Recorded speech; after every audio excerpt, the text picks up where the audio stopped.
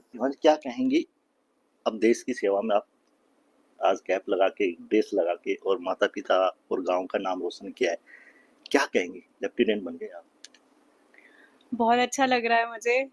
मैं अपने गाँव की पहली वुमेन ऑफिसर हूँ जी, और first to serve in Indian Navy. मेरे दादाजी लेट सूबेदार हरदयाल सिंह जो कि इंडियन आर्मी में थे, उन वो वर्ल्ड वॉर 2 का पार्ट रहे हैं। और मेरे पापा जो कि करंटली सर्विंग है इंडियन नेवी में, master warrant officer. He fought 1999 war.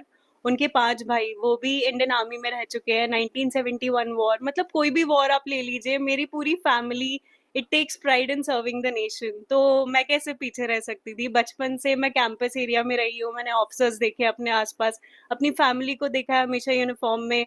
तो यही मेरा प्राइमरी मोटिवेशन था, तो मुझे तो फौज ज्वाइन करना ही था। वर्दी ना आपको एक बहुत अलग कॉन्फिडेंस देती है। तो मुझे वो चीज़ चाहिए थी कि एक होता है कि आप नॉर्मल आपकी डेथ हो जाती है, एक होता है शान से मरना।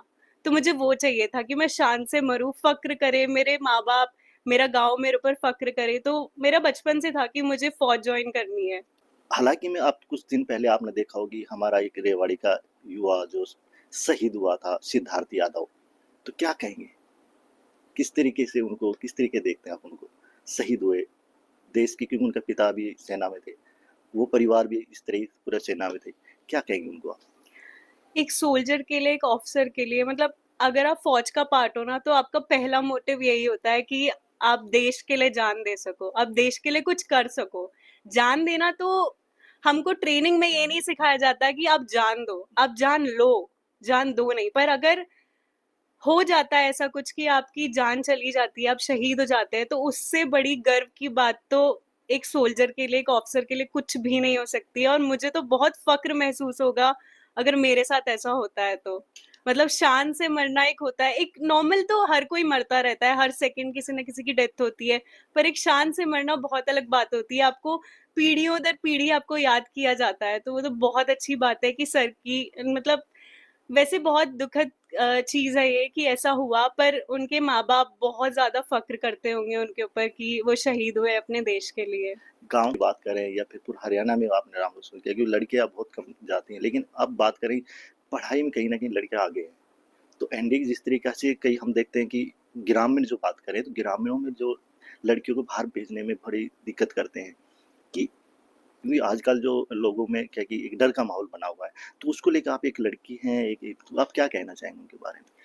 मैं मानती हूँ कि आजकल सोसाइटी में बहुत सारी चीज़ें हो रही हैं जो कि ठीक नहीं है, सोसाइटी सेफ भी नहीं है, बट घर में रखने से कुछ नहीं होगा। अगर आप अपने बच्चों को स्पेशली अपनी बेटियों को अगर घर में रखोगे ना, वो और कमज़ोर होंगी। आप बाहर उनको निकालोगे, उनको सोसाइटी का एक्सपोज़र मिलेगा, उनको चीज़ें सीखने को मिलेगी। बहुत सारी चीज़ें हैं जैसे कि आप सेल्फ डिफेंस सिखा सकते हो, है ना?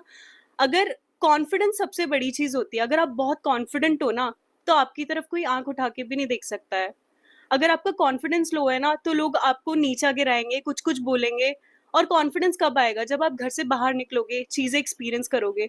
तो लड़कियों को घर से बाहर निकालना इसलिए बहुत ज़्यादा ज़रूरी है। वो घर से बाहर निकलेंगी, चीज़ें सीखेंगी, लोगों से मिलेंगी, घुलेंगी और ऐसे ही वो स्ट्रॉन्ग बनेंगी। और अगर घर से बाहर नहीं निकलेंगी, पढ़ाई कैसे करेंगी? अगर मैं गाँव में रहती और मेरे माँ-बाप मुझे घर से बाहर ना निकलने देते, मेरी एजुकेशन नहीं हो पाती, मैं लोगों से मिल नहीं पाती, तो शायद आज मैं इस यूनिफ़ॉर्म में नहीं बैठी होती आपके सामने। तो बहुत ज़रूरी है, ठीक है, सोसाइटी बहुत खराब होती जा रही है, पर आपको कुछ ना कुछ तो करना ही पड़ेगा। आप मार्शल आर्ट सिखा सकते हैं अपनी बेटी को और ताइक्वांडो सिखा सकते हैं। कितनी सारी मेरी बहुत सारी दोस्त है जिनको ताइक्वांडो आता है, वो स्टेट लेवल चैंपियंस हैं।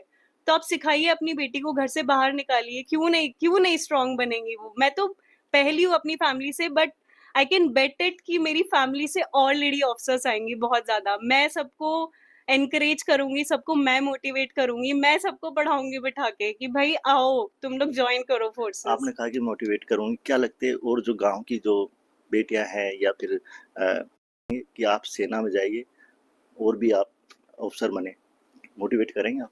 अरे बिल्कुल, मैं तो चाहती हूँ कि मेरी फैमिली वैसे भी मैक्सिमम लोग फोर्सेस में है।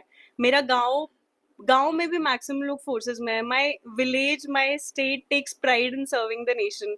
तो मैं तो चाहती हूँ कि जितनी भी अब मैं अपनी फैमिली में मेरी जनरेशन में सबसे छोटी हूँ। अब जो नेक्स्ट आएँगे वो मेरे भाई-बहन के बच्चे आएँगे। तो मैं तो हर किसी को मोटिवेट करूँगी कि भाई डिफेंस फोर्सेस जॉइन करो। कोई भी डाउट होगा, मैं उनको बताऊँगी कैसे क्या करना है, मैं गाइड करूँगी बहुत अच्छे से। सिर्फ मेरी फैमिली नहीं, गाँव में और भी लोग हैं, आस-पास के गाँव के लोग हैं, सब लोगों को मैं मोटिवेट करूँगी। और भी हैं मेरे साथ, क्या कहेंगे? बेटी लेफ्टिनेंट बन गई हैं, आप कितनी खुशी हो रही है आपको? जब बनी, जब आपको कब पता लगा आपको? मुझे इसका पता चला तो मैं बहुत खुश हुई। इसकी मेहनत और इसकी लगन, बस यही मैं बोल सकती हूँ कि मैं अपनी बेटी पे बहुत प्राउड करती हूँ। भगवान ऐसी बेटी सबको मिले।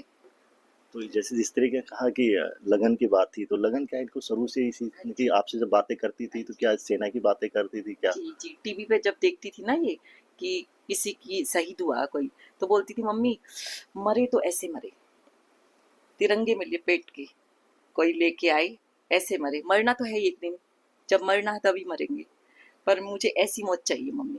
तो मैं इसको बोलती हूँ मौत क्यों चाहिए तुझे, तू दुश्मनों को मार। जी। बहुत सारे बोलते हैं दुश्मनों को मार के मरो, मैं बोलती हूँ दुश्मनों को मार के भी जिंदा रहो। मैं ये सोचती हूँ दोनों बच्चों के लिए।